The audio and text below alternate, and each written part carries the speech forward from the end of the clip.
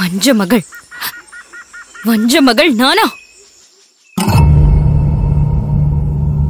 நீதானே ராமனிடம் காமம் கொண்டது? நீதானே முறை தவறி அவனிடம் சென்றவள்? நீதானே? நானா?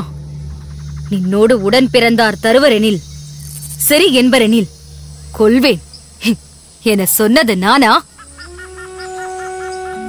என்ன, ராமன் இப்படியெல்லாம் உன்னிடம் வழிந்தானா? இன்னும் வெளிச்சம் பட வேண்டிய இருட்டுக்களை நேரே சொல்கிறேன், நின்று கேளீர்.